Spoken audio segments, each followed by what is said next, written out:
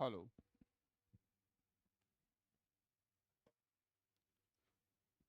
देखिएगा बेटा, आज मैं आप लोगों को सॉन्डर्स पढ़ना सिखाऊंगा कि सॉन्डर्स, मॉसबी एंड लिपिनकोट किस तरीके से पढ़ी जाती है और उसका हमारी एग्ज़ाम्स में क्या योगदान है, क्या हमारी परीक्षाओं में वो पूछा जाता है, तो क्या पैटर्न रहता है। और सबसे बड़ी बात है जो इतना टफ लगता है कि कैसे सोल्व करना होता है, वो आज मैं आपको सिखाऊंगा। तो आज की जो क्लास है वो बहुत यूज़फुल होने वाली है। यानी कि 3 वैरायटी के डेमो क्लासेस आज फिनिश हो जाएंगे। जिसको एडमिशन लेना है वो आज ले लेना। ठीक है। आज के बाद हो सकता है कि कोर्स हट जाए या मैं बंद कर दूं एडमिशन वगैरह। जिसको भी तैयारी करनी है मेरे साथ में वो आज कर लेना, आज एक्टिवेट कर लेना कोर्स को। और कल से आपका जो डिस्काउंट कूपन लगा हुआ है वो भी मैं हटा दूंगा। तो मेरे बच्चों, अगर आपको पढ़ना है और ठीक लगता है कि हाँ मेरे साथ आपको तैयारी करना चाहिए तो आज कर लेना। अदरवाइज कल से मैं आपके एडमिशन्स वगैरह जो हैं वो बंद कर दूंगा। कल से रेगुलर क्लासेज स्टार्ट कर दूंगा। ठीक है।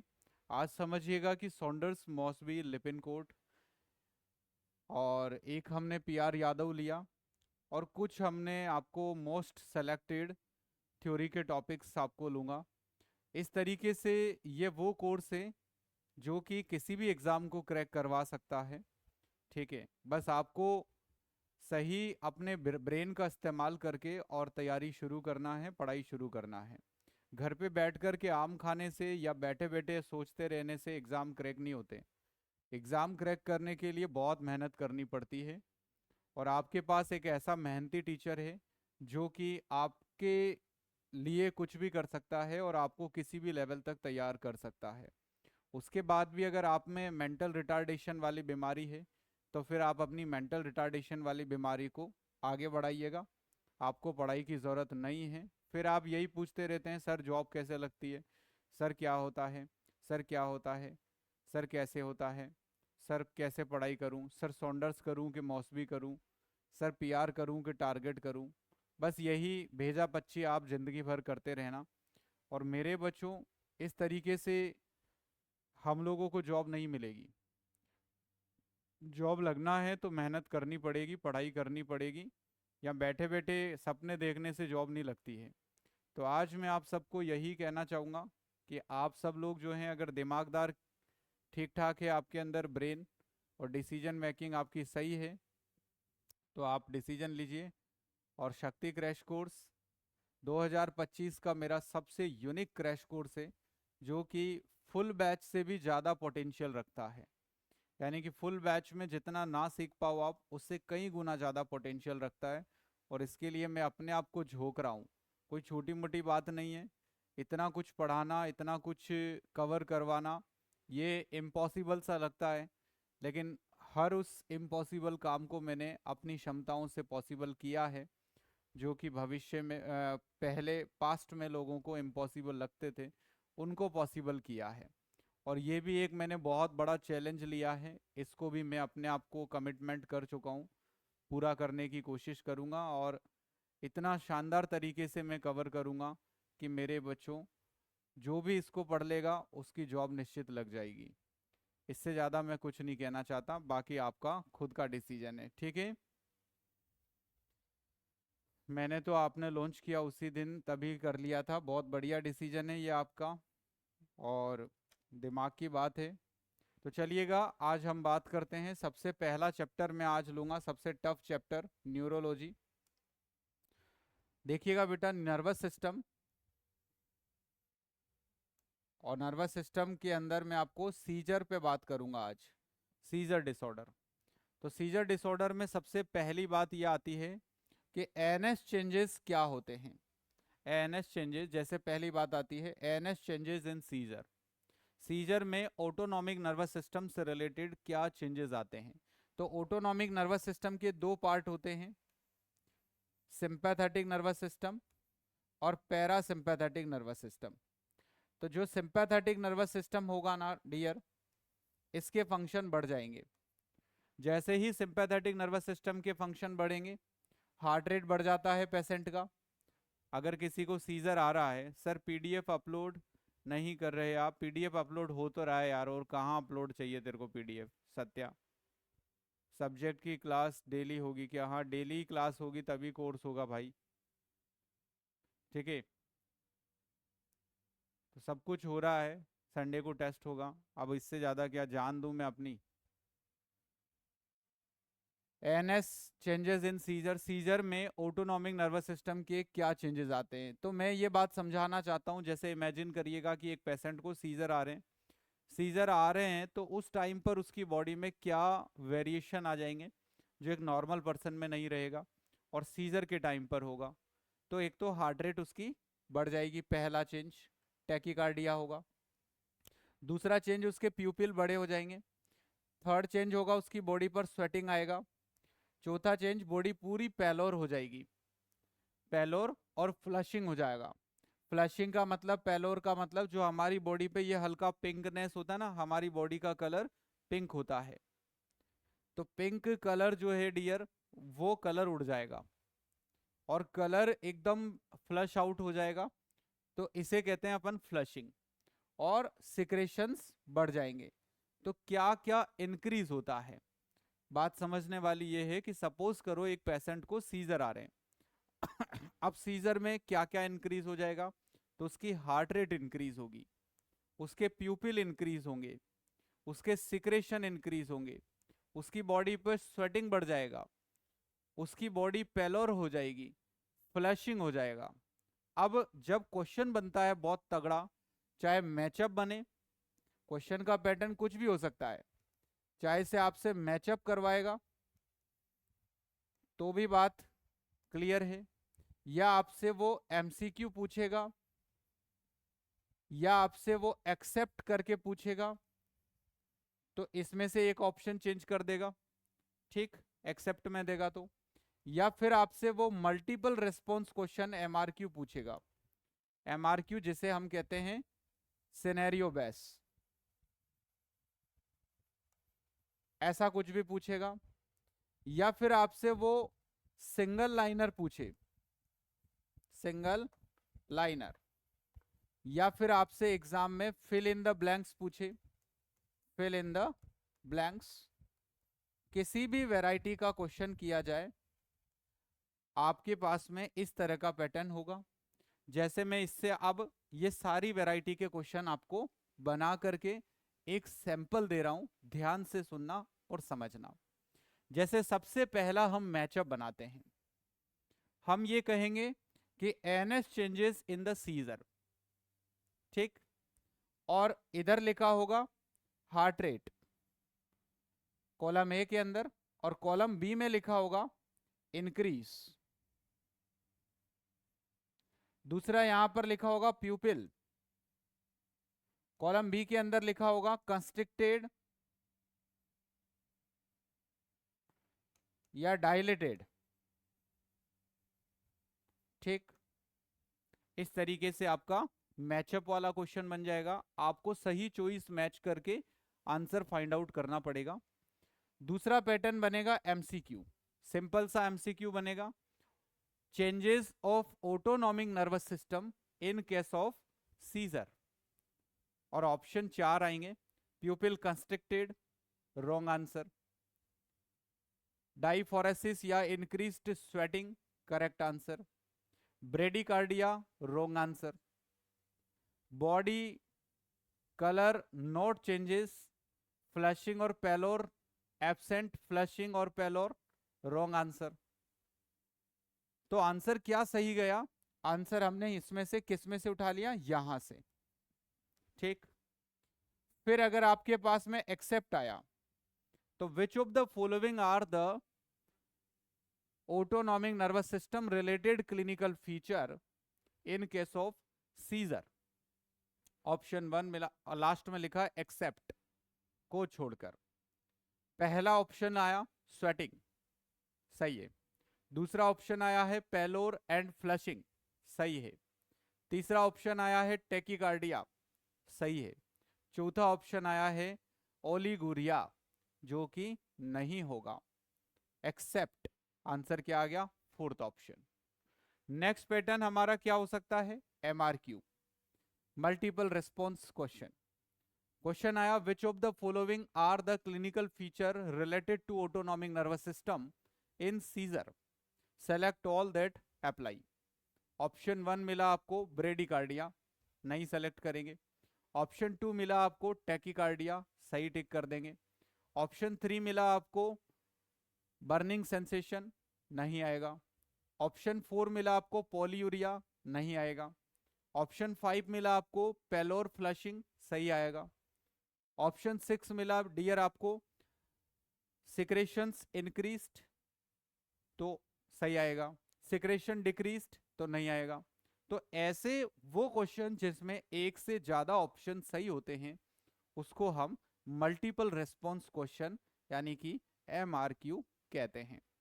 और इतनी बेस्ट जब तैयारी करता है कोई स्टूडेंट तो उसको सोचने की जरूरत नहीं पड़ती है। सारा जो गड़बड़ हो रहा है वो हो रहा है आपकी पढ़ाई और आपका कोचिंग सिलेक्शन के ऊपर। आप जिस कोचिंग से पढ़ते हो, जहां से पढ़ते हो, उनको खुद को भी पढ़ना नहीं आता है और पढ़ाना भी नहीं आता है। मेरी बातें जो है मेरे बच्चों वो बहुत कटु होती है, लेकिन रियल आईना दिखा दे वो बात ही सबसे ज्यादा उचित होती है एक उस एस्पिरेंट के लिए जो कुछ पाना चाहता है, अपने माँ बाप के सपनों को साकार करना चाहता है। तो मेरे साथियों मैं यही कहूंगा कि आपने जो कचरा इकट्ठा किया है अभी तक उसको साइड में रखो, एक तरफ फेंको, और अभी सिर्फ अटेंशन देना है। 2 से 4 घंटे होमवर्क करना है। 2 घंटे में पढ़ाऊंगा, उसके बाद 4 घंटे आपको काम करना है मेरे से डबल। 4 घंटे सेल्फ होमवर्क करना है और रोज का काम रोज करना है और पढ़ना है, रटना है। देन उसके बाद जो संडे को आपका टेस्ट लिया जाएगा उसका टाइम मैं बता दूंगा। उस टेस्ट में कोशिश करना है कि धीरे धीरे धीरे धीरे आपको 100% मार्क्स तक पहुंचना है। 100% मतलब क्वेश्चन बनाऊंगा वो सारे जो पढ़ा दूंगा उसी में से बनाऊंगा, उसमें ये सारी वैरायटी मेंटेन करूंगा।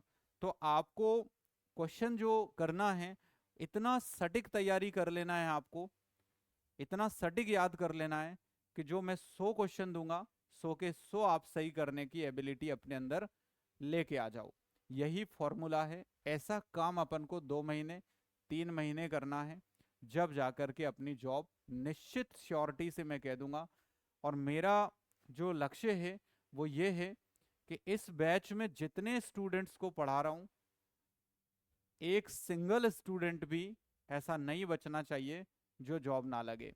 मुझे अपना रिकॉर्ड बनाना है, मुझे अपनी क्षमताओं का परिचय देना है। मेरे बच्चों वुगली क्या है, साहू सर क्या है, ये आप बहुत बढ़िया समझते होंगे। आपने 2-3 दिन मेरे साथ क्लास पढ़ी है, वो पढ़कर के आपको समझ में आया होगा कि रियल में पढ़ाई क्या होती है और जो हम पढ़ाई करते हैं वो क्या थी। तो सब चीज़ों को साइड में त्यागो और एक नए जीवन की शुरुआत करो, नई तैयारी की शुरुआत करो। आपने जो भी अभी तक किया है वो अब भूल जाओ और एक नया जिंदगी शुरू करो, नया तैयारी शुरू करो। बात समझ गए? अगर इसमें से सिनेरियो बेस्ट आता है तो सिनेरियो कैसे बनेगा? सिनेरियो बनता है कि एक पेशेंट हमारे पास हॉस्पिटल के अंदर एडमिट होने के लिए आया है, उसको हाई ग्रेड फीवर था और वो फीवर ब्रेन पे चढ़ गया है। जब नर्सिंग ऑफिसर राउंड करने के लिए गया वाइटल लेने के लिए तो देखा कि पेशेंट को सीजर आ रहे थे। तो बताइए अब आप उस कंडीशन में बॉडी में वाइटल लेंगे तो आपको पेशेंट की बॉडी में क्या फाइंडिंग्स मिल सकती है? तो इस तरीके से मेरे बच्चों आपको सवाल पूछा जा सकता है सिनेरियो। फिर आपके पास सिंगल लाइनर होगा, तो single liner autonomic nervous system changes in case of the seizure. Option में सीधा इनमें से कोई एक ऑप्शन मिलेगा। फिर क्वेश्चन हो सकता है fill in the blanks. Which of the following is consider as the autonomic nervous system change? The heart rate of patient will be fill in the blanks in case of the seizure। आपको लगाना होगा increased या decreased. इस तरीके के questions बनते हैं। तो पहला पैटर्न समझ में आया।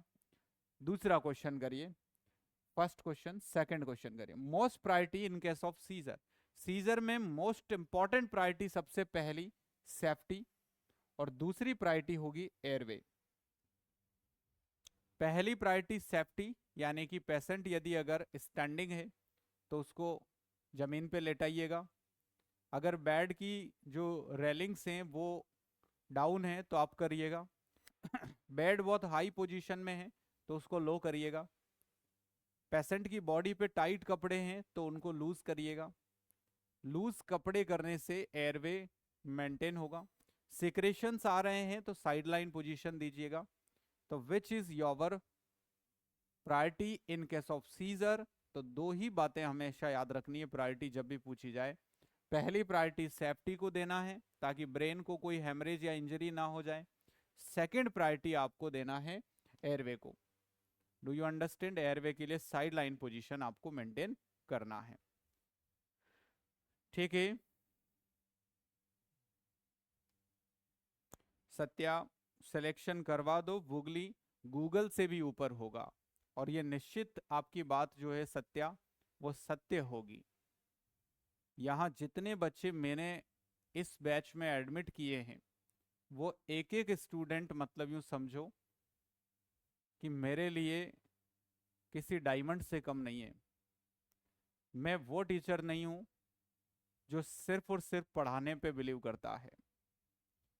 आप यूं समझ लें कि मैं वो टीचर हूं जो आपके साथ किसी भी हद तक स्ट्रगल कर सकता है। तो मेरे दोस्त इस बैच में जितने भी स्टूडेंट हैं उस हर स्टूडेंट का सपना तो पूरा करना मेरा एम है और आपको जॉब लगा के ही मैं दम लूंगा।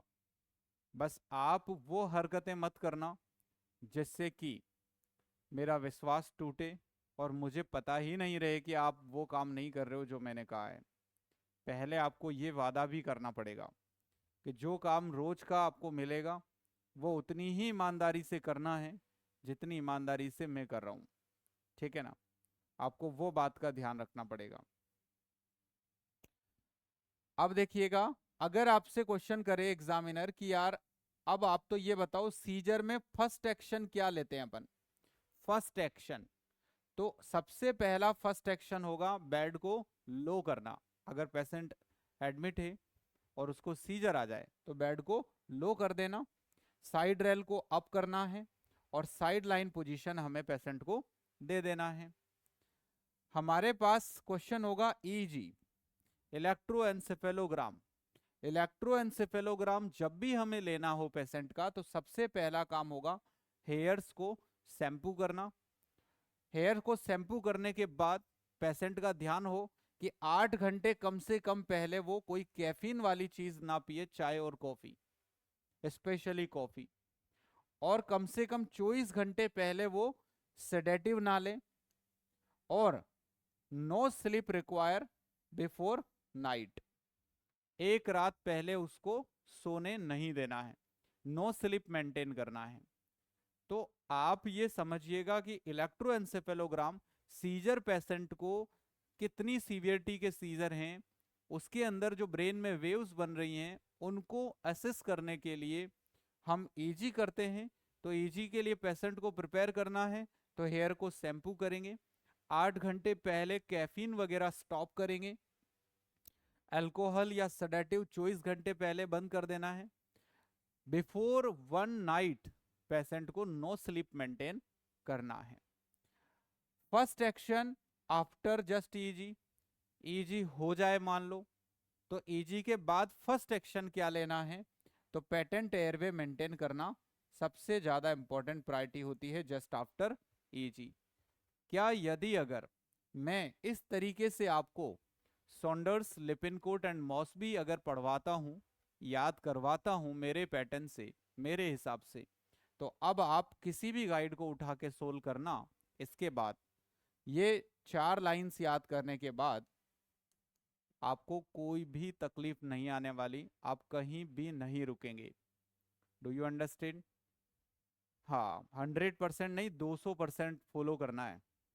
100 से भी काम नहीं चलेगा सत्या, 200% जो मैं कर रहा हूं वो काम करना है। मैं जो कह दूं वो करना है और उसके लिए चाहे आपको कुछ भी करना पड़े, कोई भी कीमत चुकानी पड़े, बस लग जाओ आप अब। अब ठान लो कि यार अब बहुत हो गया पागलपन, अब तो जॉब चाहिए ही चाहिए बस। साहू सर की शरण में आ गए, मतलब अब जॉब लेना ही है। उस कॉन्फिडेंस के साथ आप पागलपन के साथ लग जाओ अब अपनी पढ़ाई पे। लाइब्रेरी ज्वाइन कर रही हैं तो कर लेना, नोट्स लिखने में कोई कसर मत छोड़ना, रटने में कोई कसर मत छोड़ना। टेस्ट से पहले इतनी मेहनत करना, इतनी मेहनत करना कि एक सिंगल सवाल भी अगर गलत हो गया तो कैसे हो गया। ओके, ठीक है, समझ गए सब।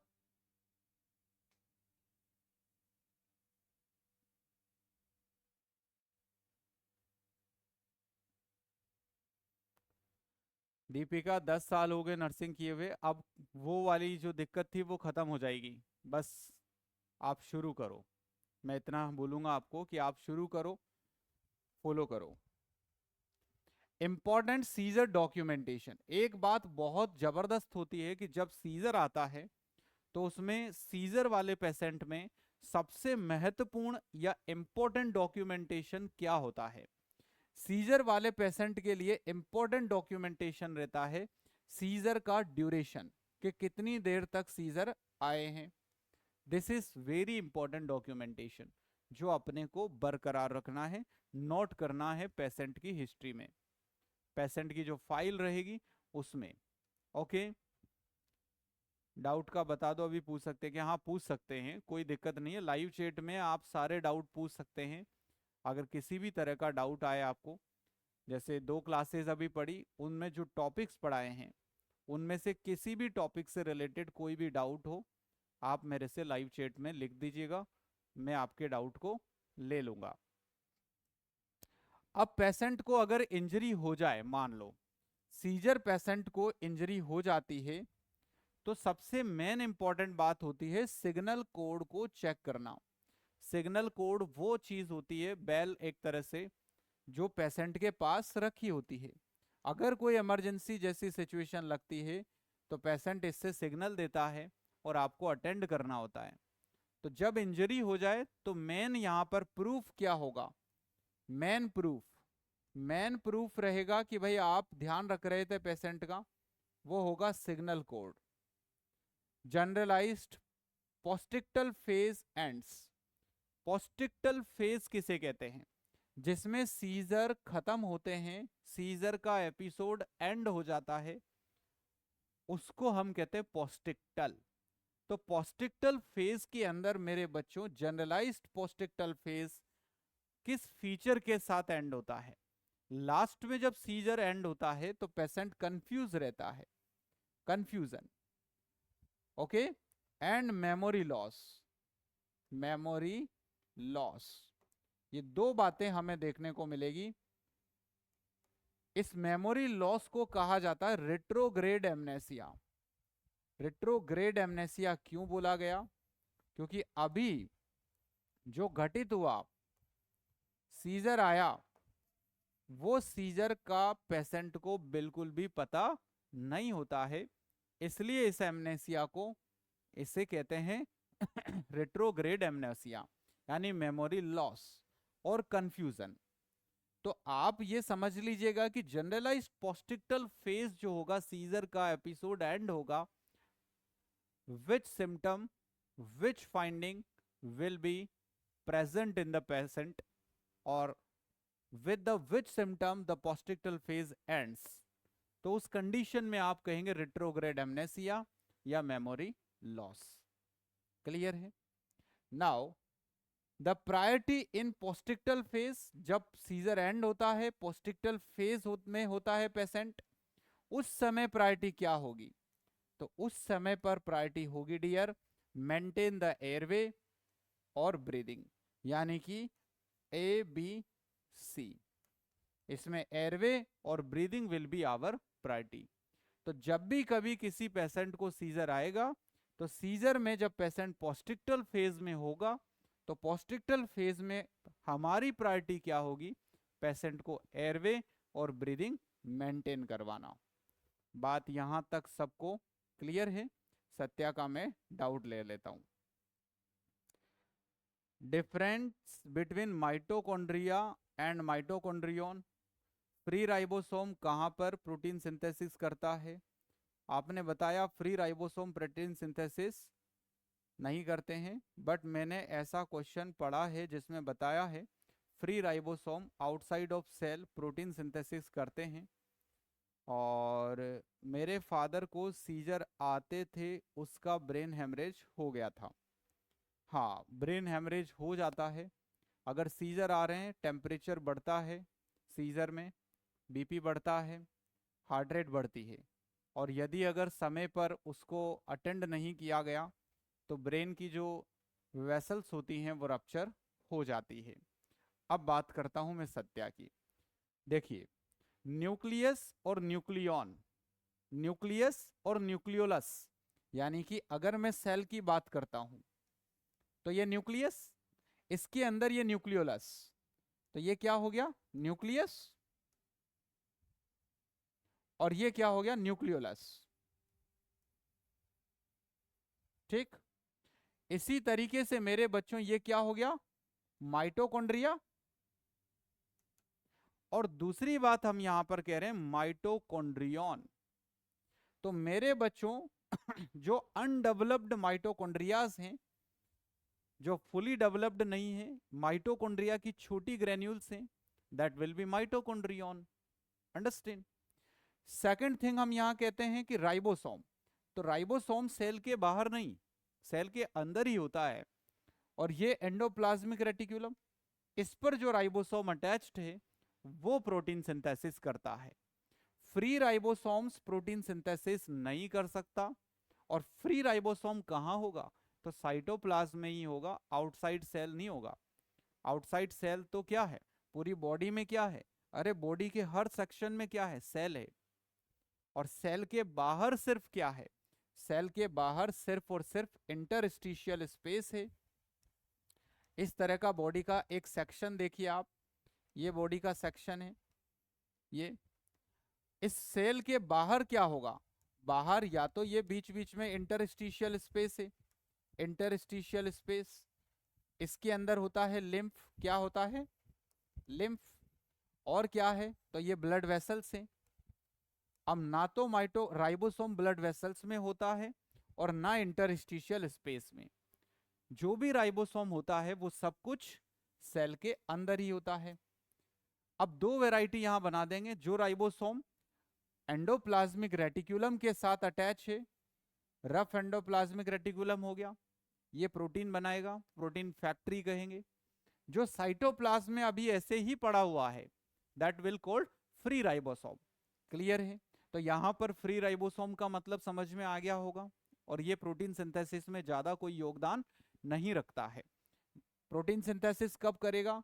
जब ये अटैच होता है endoplasmic reticulum. Because the protein synthesis is a combine function. ये एक कंबाइन फंक्शन होता है किस किस का? Rough endoplasmic reticulum plus ribosome plus rRNA, ribosomal RNA. इन तीनों से मिलकर के और प्रोटीन का फाइनल प्रोडक्शन होता है। That is combined contribution of all three components within the cell, not only due to the ribosome. Ribosome single is not able to produce the proteins. Do you understand everyone? अब mitochondrion और mitochondria, जैसे हम कहते हैं nucleus और nucleon, जैसे हमने prokaryotic eukaryotic पढ़ाया, तो यूकैरियोटिक सेल में फुली डेवलप्ड न्यूक्लियस और प्रोकैरियोटिक के अंदर न्यूक्लियस अनडेवलप यानी न्यूक्लियन या न्यूक्लियाई।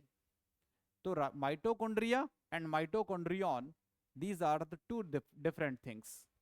क्लियर हो गया है आपका डाउट बेटा?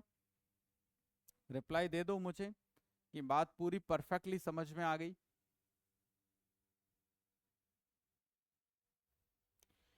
श्री रामचंद्र कृपालु बज मन हरण भव भय दारुणम, नव कंच लोचन कंच मुख कर, कंज पद कंचारुणम, कंधार पे अगणित अमित छवि नव नील नीरद।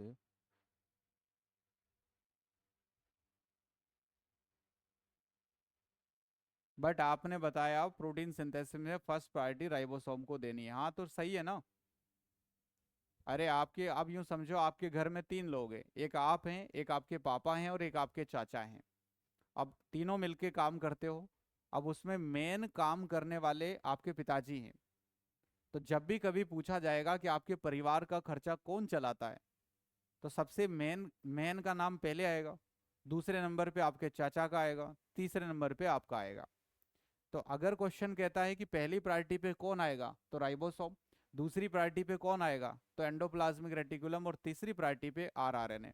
आई थिंक अब ऐसे समझ में आ गया होगा आपको।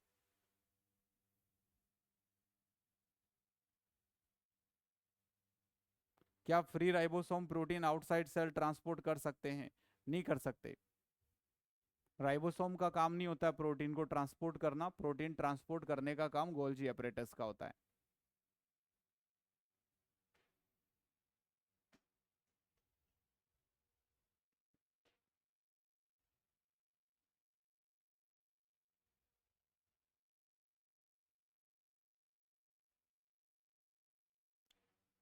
डाउट क्लियर हुआ कि नहीं हुआ? बात समझ में आई कि नहीं आई? और अब इसके बाद मैं ये बोलूँगा मैंने सब कुछ समझा दिया है। अगर इसके बावजूद भी आपको कोई कन्फ्यूज़न है तो फिर आप उसे फॉलो करना जिसको आप फॉलो करते आए हो। मैं ये नहीं कह रहा हूँ कि जो मैंने पढ़ाया है वही फॉलो करना। मतलब मैंने बहुत डीप में बातें समझा दी आपको, सिखा भी दिया, आपके डाउट्स भी क्लियर कर दिए। वैसे तो यूजलेस डाउट्स थे, फिर भी मैंने ले लिए और समझा दिया, सिखा दिया, और हर बात को बहुत बढ़िया तरीके से क्लियर कर दिया। लेकिन अगर फिर भी आपको लगता है, आपको बिलीव नहीं है मान लो मेरी बात पर, तो मैं ये नहीं कह रहा हूँ आपसे कि आप बिलीव करें। आप उसी चीज़ को फॉलो करें जो आप फॉलो करते आ रहे हैं, या जहाँ आपने पढ़ा है, जिससे सुना है आपने ऐसा कि फ्री राइबोसोम सेल के बाहर होता है, फ्री राइबोसोम सेल के ये होता है, फलाना होता है। तो बेटा मैं आपको यही कहूँगा कि अगर फिर भी आपको रहता है कि नहीं मुझे सर पे बिलीव नहीं है, तो आप बिलीव मत करिए। आप उसी चीज़ को फॉलो करिए जिसको आप करते आ रहे हो। क्लियर है? मेरा फर्ज मैंने पूरा किया।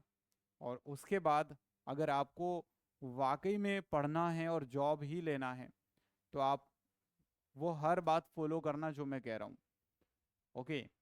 और फिर भी अगर आपको सिर्फ समय खराब करना है, तो आप वो सब करते जाना जो आप कर रहे हैं। एस जी पी जी आई की एज रहेगी 40 साल, और अगर आप OBC S T S C से हैं तो 45 साल रहेगी। तो जितने भी बुजुर्ग घोड़े घोड़ियाँ हैं वो सब एस जी पी जी आई में बैठना। उसमें एज का कोई लफड़ा नहीं है। 40 से 45 साल तक के हर एक घोड़ा और हर एक घोड़ी एग्ज़ाम दे सकती है, अदर स्टेट की हो या किसी भी स्टेट की हो। ठीक है सर, आपको फॉलो कर रहे हैं बहुत टाइम से, मुझे ऐसे क्वेश्चन मिला था। ठीक है, अब हो गया ना लेकिन सत्या डाउट? अब हो गया ना, लेकिन आप टेंशन में नहीं आना ना। अब जो समझा दिया है उसको लिख लेना। यहाँ तक क्लियर है? तो सबसे पहले एनएस चेंजेस पे बात करी।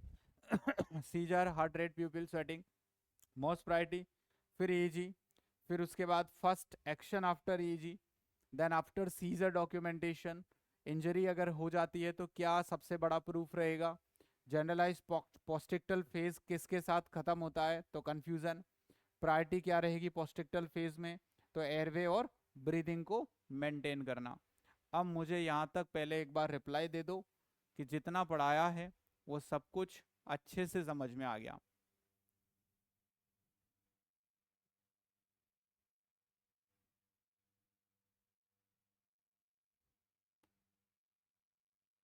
ठीक है,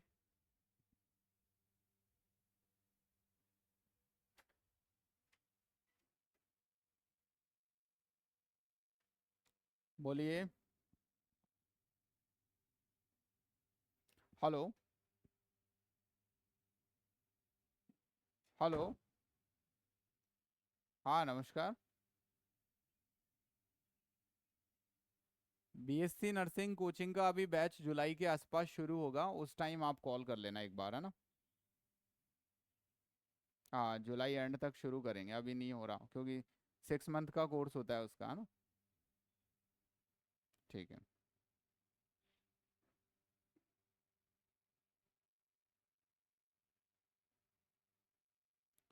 क्लियर है सबको अब यहाँ तक? आगे बढ़ो।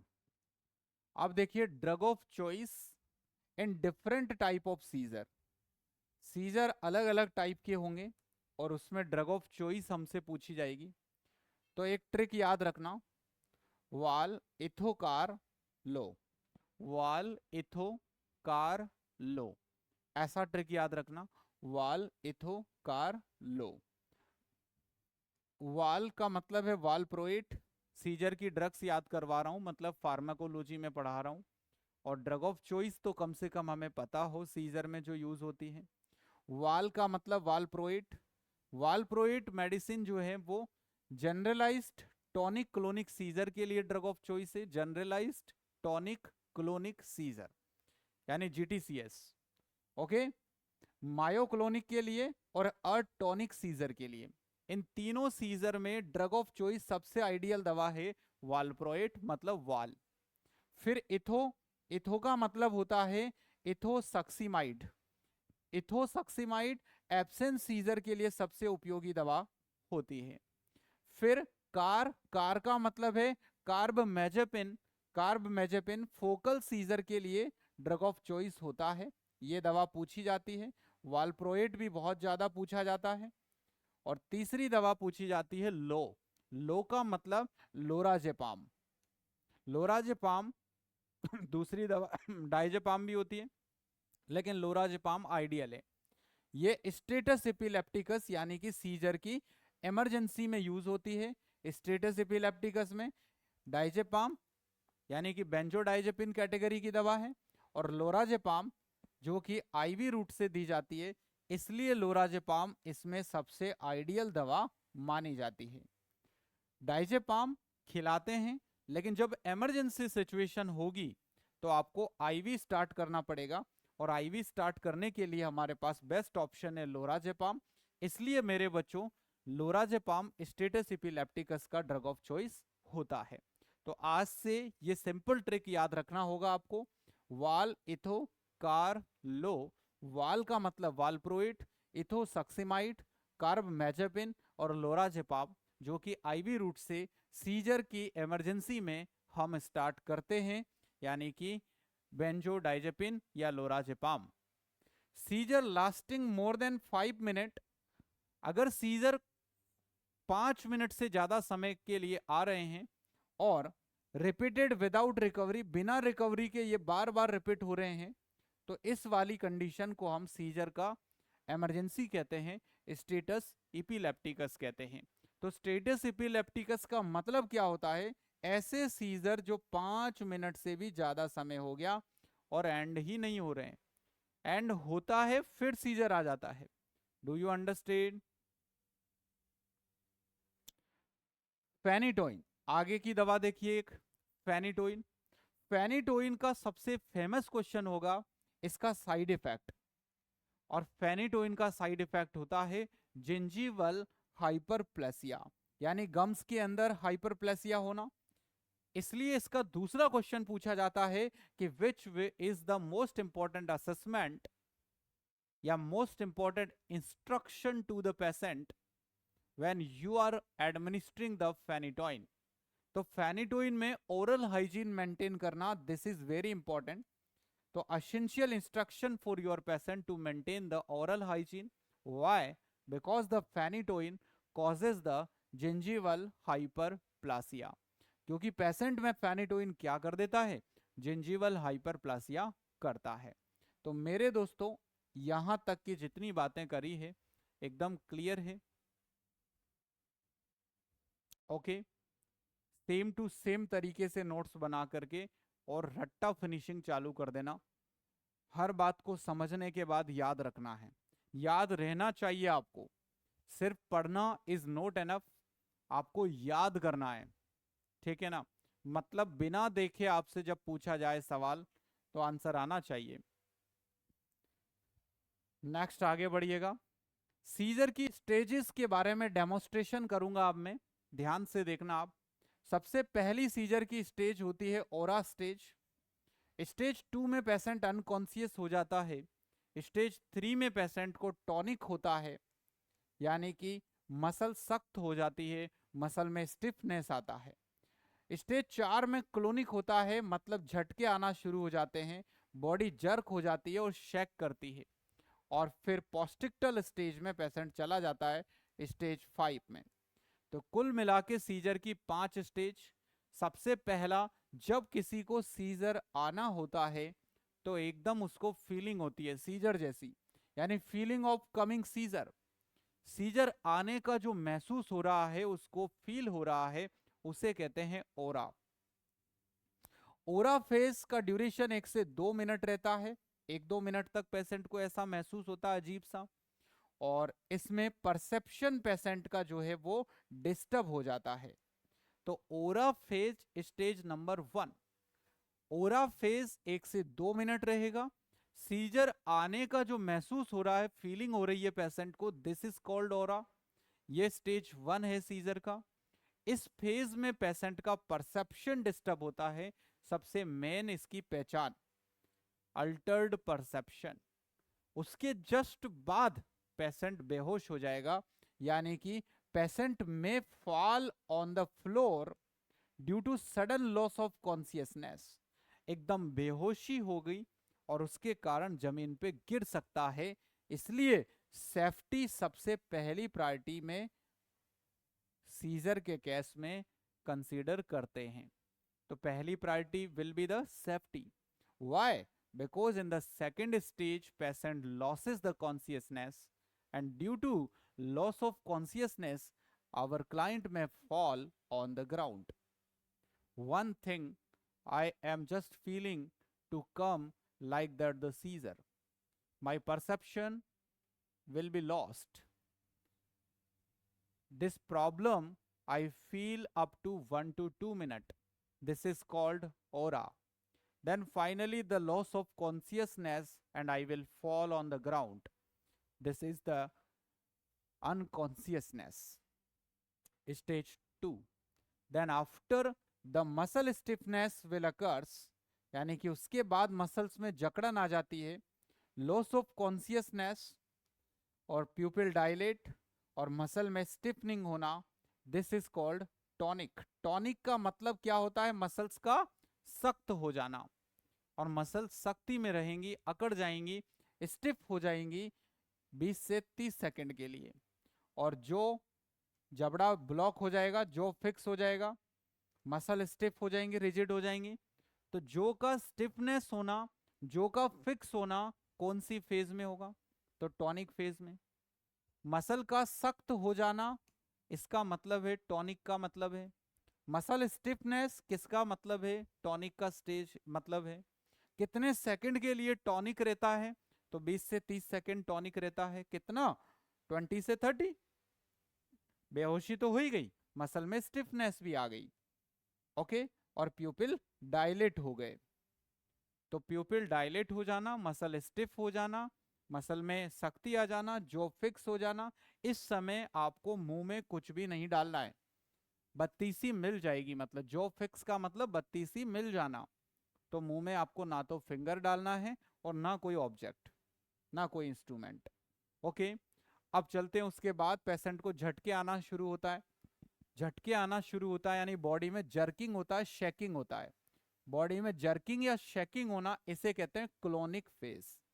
मतलब सबसे पहले ओरा, उसके बाद अनकॉन्शियस, उसके बाद टॉनिक और फिर क्लोनिक। क्लोनिक मतलब पेशेंट को झटके आने लगे हैं। झटके आना, कितनी देर तक झटके आएंगे? 30 सेकंड तक झटके आ सकते हैं। It is due to rhythmic contraction और रिलैक्सेशन ऑफ मसल, यानी पहले मसल जर्क हुआ, मसल जर्क होने के बाद, स्टिफ होने के बाद मसल में रिदमिक तरीके से कॉन्ट्रैक्शन और रिलैक्सेशन शुरू होते हैं। और रिदमिक कॉन्ट्रैक्शन और रिलैक्सेशन वाली स्टेज को हम क्लोनिक स्टेज कहते हैं, जिसमें मसल में झटके आना शुरू होते हैं। और लगभग ये 30 सेकेंड। और यहाँ इस वाले स्टेज पे टंग बाइट का सबसे ज्यादा रिस्क होता है। तो सीजर की कौन सी स्टेज में जो फिक्स हो जाता है, तो आंसर होगा टॉनिक। कौन सी स्टेज में टंग बाइट का रिस्क हाईएस्ट होता है, तो आंसर होगा डियर क्लोनिक। कौन सी स्टेज में प्यूपिल डायलेट होते हैं, तो आंसर होगा टॉनिक। टॉनिक कितने सेकंड के लिए रहेगा, 20 से 30 second. Clonic 30 second. Aura 1 to 2 minute. Aura की मेन पहचान अल्टर्ड परसेप्शन। अनसेफ्टी कौन सी स्टेज में सबसे मेन प्रायोरिटी होगी, unconscious stage number 2। Okay, then postictal में चला गया पेशेंट, होश में आएगा अब, कंफ्यूजन के साथ ड्रूलिंग सिक्रेशन बढ़ जाएंगे, सलाइवा बढ़ जाएगा, कंफ्यूजन इसकी मेन पहचान है। रेट्रोग्रेड एमनेसिया, जो कुछ हुआ उसे याद नहीं है, तो रेट्रोग्रेड एमनेसिया किस फेज का फीचर है, पोस्टिक्टल। ड्रूलिंग यानी कि बहुत अधिक सिक्रेशन, पोस्टिक्टल, और इसलिए हम इसको साइड लाइन पोजीशन में रखते हैं। साइड लाइन पोजीशन का मतलब है एयरवे में ये सिक्रेशन ना चले जाएं, एस्पिरेट ना हो जाएं। तो उम्मीद करता हूं कि आज तक की पढ़ाई एक तरफ और ये वुगली के 15 मिनट का एक्सप्लेनेशन एक तरफ, और आज के बाद सीजर हर एक बात क्लियर है। यहाँ पे रिप्लाई दे दो, फिर आगे बढ़ेंगे कि यार सीजर में कब कौन सी सिचुएशन में क्या क्वेश्चन पूछा जा सकता है। ये प्रिपरेशन का सबसे हाईएस्ट लेवल है डियर, जो आप शक्ति क्रैश कोर्स पढ़ रहे हैं, ये तैयारी का सबसे हाईएस्ट लेवल है। इसमें जॉब नहीं लगी तो फिर उसके बाद कोई भी माइका लाल पैदा नहीं हुआ, और फिर उसके बाद मेरे बच्चों कुछ नहीं कह सकता मैं, ठीक है ना। ये पढ़ने के बाद जॉब निश्चित ही लगती है, 100% पेपर क्रैक होता है, लेकिन इसके बाद नहीं हुआ तो फिर समझ लेना कि फिर कुछ मैं नहीं कह सकता। क्लियर है? तो इतनी बात मेरी समझ में आ गई आपको, हर एक बात को समझ में आ गया। सीजर क्यों आती है बॉडी में, अभी बताएंगे सीजर क्यों आती है। पहले जितना पढ़ाया है उतना ध्यान देना है आपको, हर एक स्टूडेंट को, और फिर उसके बाद धीरे धीरे आगे बढ़ना है, ठीक है ना। आगे आगे नहीं कूदना है, फुदकना नहीं है।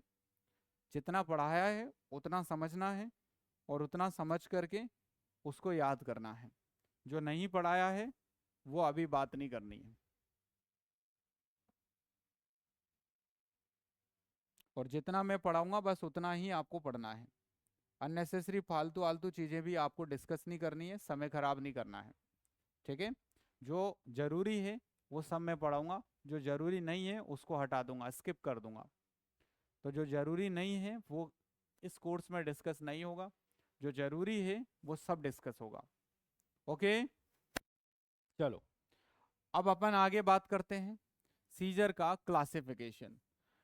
तो मेरे बच्चों यहां पर जरा देखिए, by the origin of seizure activity और एसोसिएटेड क्लिनिकल मैनिफेस्टेशन। तो सीजर का जो क्लासिफिकेशन किया गया वो उसकी ओरिजिन के आधार पर किया गया। किसके आधार पर? ओरिजिन के आधार पर।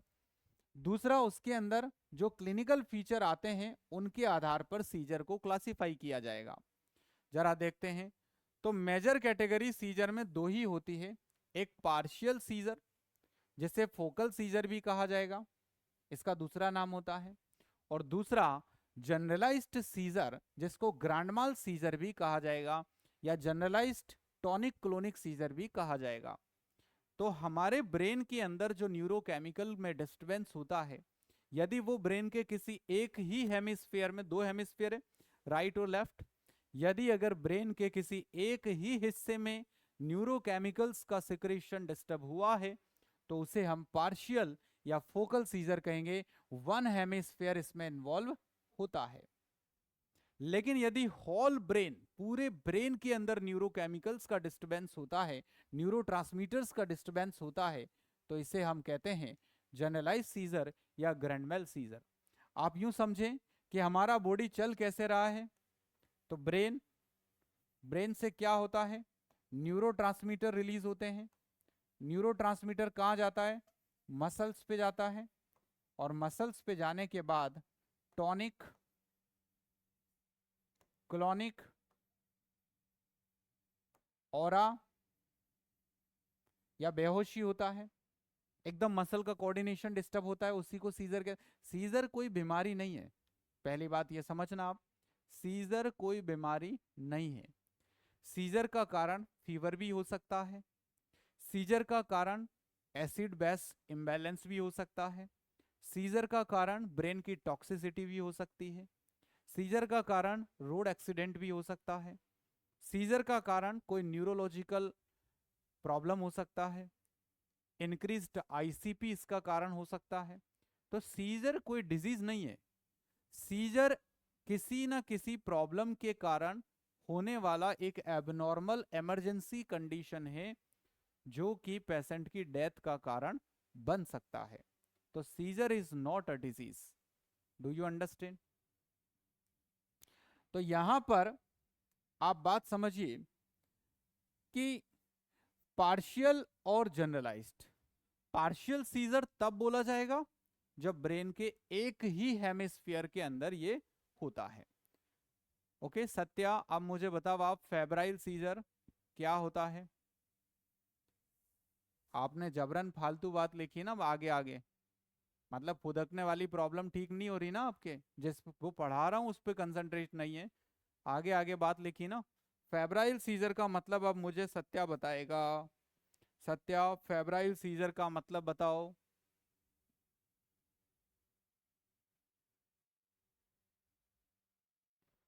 और सीजर में क्या डिस्टर्ब होता है ये बात भी बताओ। और पहली बात, एक और बात समझ लेना। सत्या डाउट बताओ अब, सीजर में क्या डिस्टर्ब होता है, इसका जवाब आपको देना है।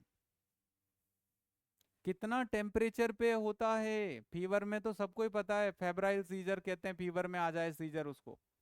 कितने टेम्परेचर, बॉडी टेम्परेचर कितना हो जाए कि सीजर आ जाता है? इसका जवाब दो। बॉडी टेम्परेचर कितना हो जाए कि सीजर आ जाएगा? और 2 मंथ से 5 ईयर तक के बच्चों में आता है। हाँ बच्चों में तो आता है, ये बात सही है आपकी, लेकिन कितने टेम्परेचर पे सीजर आ जाएगा ये बात आपको बतानी है।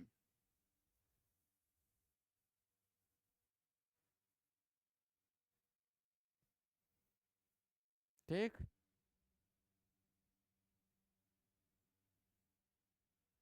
104 डिग्री फ़ारेनहाइट या सेंटीग्रेड? सेंटीग्रेड में कितना टेम्परेचर होगा?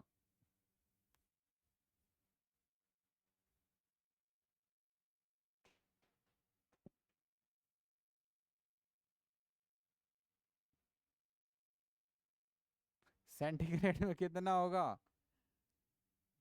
कहीं से कॉपी पेस्ट तो नहीं मार रहा ना गूगल कर करके?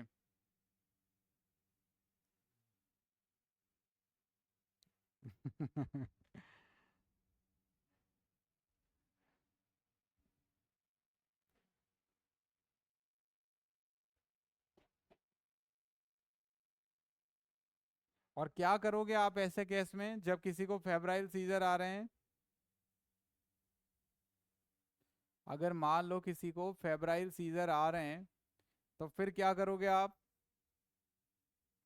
गोस्वामी जी, स्वामी जी बताओ, अगर मान लो किसी को फेब्राइल सीजर आ रहे हैं तो आप क्या करोगे?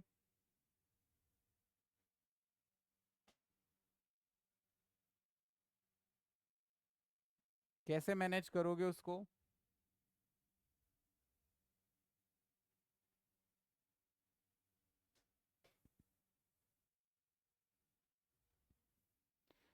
तो समझिए, हमारी बॉडी जो चल रही है वो बॉडी इस टाइप से चल रही है। ब्रेन, ब्रेन से न्यूरोट्रांसमीटर रिलीज हो रहा है, और न्यूरोट्रांसमीटर सीधा मसल्स पे जाता है, और न्यूरोमस्कुलर जंक्शन जिसे हम कहते हैं एनएमजे, एनएमजे पे जाकर के और ये क्या करता है, मसल कॉन्ट्रैक्शन करवाता है। अगर मान लो न्यूरोमस्कुलर डिस्टरबेंस हुआ तो इसके कारण ही सीजर आता है। तो सीजर दो वैरायटी का हो सकता है, पार्शियल और जनरलाइज्ड। पार्शियल इसे तब बोला जाएगा जब ब्रेन के किसी एक पर्टिकुलर एरिया में ही ऐसा हुआ है। जब पूरे हॉल ब्रेन के अंदर यदि अगर ऐसा हुआ तो उसे कहा जाएगा जनरलाइज्ड। मेरे बच्चों यहां पर पार्शियल सीजर को फोकल सीजर के नाम से भी जानते हैं। तो जब भी क्वेश्चन किया जाए पार्शियल, उसका मतलब है फोकल ऑल्सो। जनरलाइज्ड को हम ग्रैंडमेल सीजर या फिर जनरलाइज्ड टॉनिक क्लोनिक सीजर भी कहते हैं। अब पार्शियल सीजर भी दो टाइप का हो सकता है, देखते हैं, एक सिंपल और एक कॉम्प्लेक्स। सिंपल पार्शियल तब बोला जाएगा जब जर्किंग इन वन एक्सट्रीमिटी, अगर सिर्फ बॉडी के एक ही एक्सट्रीमिटी में जर्किंग हुआ तो उसे कहा जाएगा सिंपल पार्शियल। लेकिन अगर बॉडी के पूरे एक्सट्रीमिटीज के अंदर जर्किंग हुआ तो उसे कहा जाएगा कॉम्प्लेक्स पार्शियल। इसी प्रकार से ग्रैंडमेल सीजर भी कई टाइप के होते हैं, जैसे सबसे कॉमन टॉनिक क्लोनिक, जो कि 30 से 60 सेकंड के लिए रहता है। और अभी आपको सिखाया मैंने कि टॉनिक क्लोनिक सीजर क्या होता है। Okay, then myoclonic seizure, infantile spasm भी मायोक्लोनिक को बोला जाएगा, इसका ही दूसरा नाम है इन्फेंटाइल स्पाज्म। चिल्ड्रन और infants specially in the mental retardation, excessive jerking of entire body, अगर पूरी बॉडी में, एंटायर बॉडी में बहुत एक्सेसिवली जर्किंग होता है तो वो मायोक्लोनिक में होता है, इसलिए इसको इन्फेंटाइल स्पाज्म कहते हैं। ये बच्चों में होता है, चिल्ड्रंस में और इन्फेंट्स में, और स्पेशली मेंटल रिटार्डेड वाले बच्चों में बहुत ज्यादा देखा जाता है myoclonic. Then after absence seizure, जिसको हम पैटिटमल सीजर भी कहते हैं, और ये इतना शॉर्ट होता है कि हमें पता ही नहीं चलता है, यानी कि 5 to 30 second. Sudden brief lapse in awareness, यानी कि कॉमन इन द चिल्ड्रन, और बच्चों में काफी कॉमन इस तरह के झटके आते हैं। कौन से? एब्सेंस या पैटिटमल। तो पैटिटमल या एब्सेंस सीजर जो बहुत ब्राइफ शॉर्ट ड्यूरेशन के लिए, मिनिमम 5 सेकेंड और मैक्सिमम 30 सेकेंड के लिए, कब आया कब चला गया, this is very common in childrens. Do you understand? तो जनरलाइज सीजर सबसे मेन वेराइटी टॉनिक क्लोनिक, इसके अलावा मायोक्लोनिक और एब्सेंस या पैटिटमल। अब एक सीजर होता है अटॉनिक सीजर। अटॉनिक सीजर जिसे ड्रॉप अटैक कहा जाता है, यानी कि sudden loss of muscle tone और फॉल डाउन और सडन कोलैप्स विदाउट वार्निंग, बिना किसी वार्निंग के, बिना ओरा के यदि अगर सडनली सीजर आता है तो ऐसा सीजर अटॉनिक सीजर कहलाएगा। क्लियर है यहां तक? क्लियर है बात?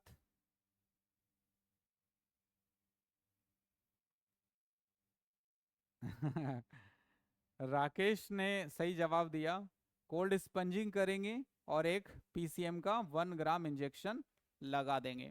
बिल्कुल करेक्ट काम किया राकेश, आपने एकदम सटीक जवाब दिया। ठीक है, यहां बात समझ में आ गया। अब देखिएगा, यदि अगर फेब्राइल सीजर की बात करता हूं आपसे, तो मेरे बच्चों if question ask about febrile, तो जनरलाइज टोनिक क्लोनिक सीजर, कौन से वेराइटी होती है फेब्राइल सीजर की? तो पहला क्वेश्चन ये समझो आप कि फेब्राइल सीजर किस वेराइटी का होता है। तो फेब्राइल सीजर भी जनरलाइज टॉनिक क्लोनिक सीजर होता है, जीटीसीएस होता है। ये क्यों होता है? तो फीवर के कारण होता है। और कितना फीवर? 100 डिग्री से ज्यादा टेम्परेचर जाना, लगभग 101.8 डिग्री फ़ारेनहाइट पर ऐसा हो जाएगा।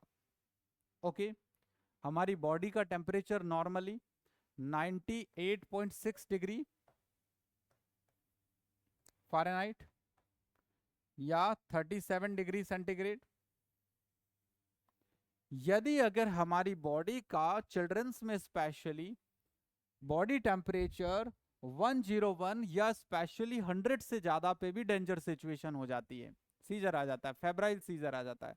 101 डिग्री से ज्यादा अगर किसी का टेम्परेचर हो गया तो उसको फेब्राइल सीजर आ जाएगा। और ये एक तरह का जनरलाइज टॉनिक क्लोनिक सीजर होता है और occurs in children younger than 5 year, 5 साल से कम एज के बच्चों में दिस इज वेरी कॉमन। तो अब बात क्लियर है सबको। अब आपको मैं एक समरी बना करके सिखा रहा हूं, सबके मतलब समझा रहा हूं। जीटीसीएस फुल बॉडी स्टिफ होती है, जर्क होते हैं और ब्लैकआउट हो जाता है। ठीक है ना, की फीचर्स एक साथ समराइज कर रहा हूं। यानी कि पूरा शरीर अकड़ता है और झटके देता है।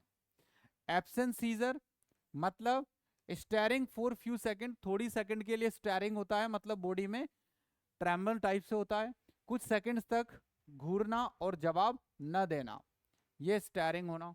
मायोक्लोनिक मतलब सडनली जर्क हो जाते हैं, मतलब झटके पर होश रहता है। आटोनिक सडन मसल लॉस हो जाता है और फॉल हो जाता है पेशेंट, अचानक गिर पड़ता है। टॉनिक मतलब स्टिफ हो जाती है बॉडी, सिर्फ अकड़। सिर्फ क्लोनिक का मतलब जर्किंग होना सिर्फ ओनली, यानी कि सिर्फ झटके। फोकल यानी फोकल में सिंपल फोकल, तो वन पार्ट प्लस कॉन्सियस रहेगा, एक हिस्से में दोहरा और होश में रहता है। फोकल यानी कॉम्प्लेक्स, फोकल में कॉम्प्लेक्स, तो वन पार्ट प्लस अनकॉन्सियस हो जाता है।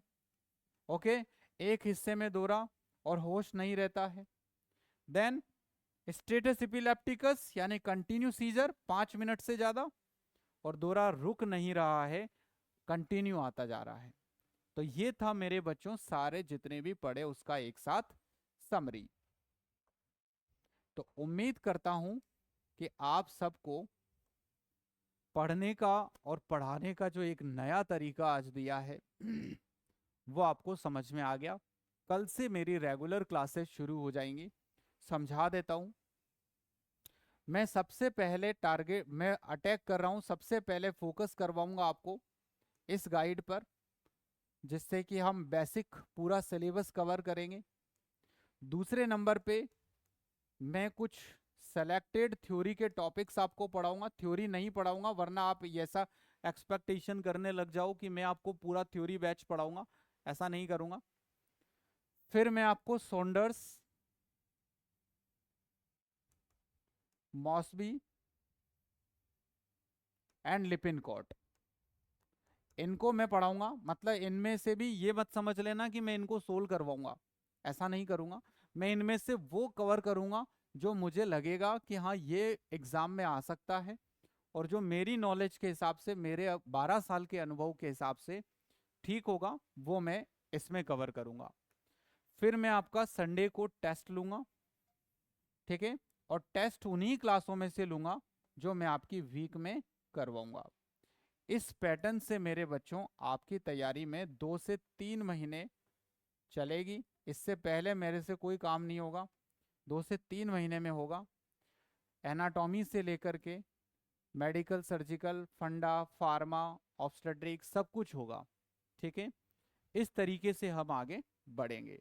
अब मुझे बताइए आप कि आप सबको परफेक्टली हर बात समझ में आ ही गई होगी, कोई कंफ्यूजन, कोई डाउट किसी को नहीं बचा होगा। तो आज ये लास्ट डेमो था, कल से रेगुलर क्लास होगी और वही टाइम रहेगा सुबह 9 बजे। तो thank you so much, wish you all the best. ठीक है, और अब आपको शुरू हो जाना है, जो पढ़ा रहे हैं रोजाना उसको रटना है अच्छे से, इसके अलावा कोई काम नहीं करना है। सबसे पहले ये रटना है, उसके बाद बाकी का काम करना है। सर एक तरफ से पढ़ाएंगे कि अलग अलग सब्जेक्ट पढ़ाएंगे, वो मेरी हेडेक है, मैं कैसे पढ़ाऊंगा। बस आपको जो पढ़ाया जाए वो आपको पढ़ना है, ठीक, वो मैं डिसाइड कर लूंगा। जैसे जैसे मेरे पास नोट्स बनते जाएंगे, कंटेंट बनता जाएगा, वैसे वैसे मैं लेता रहूंगा। ठीक है, यस, हर हर बुगली घर घर बुगली। क्लास कब तक रहेगी? क्लास आपकी 9 से 10, 11 बजे तक, 9 से 11 के बीच में क्लास रहेगी। डेली टाइम यही रहेगा, 9 to 11 के बिटवीन, 9 to 11 ये टाइम रहेगा। ठीक, ओके, तो चलिए, thank you so much, wish you all the best.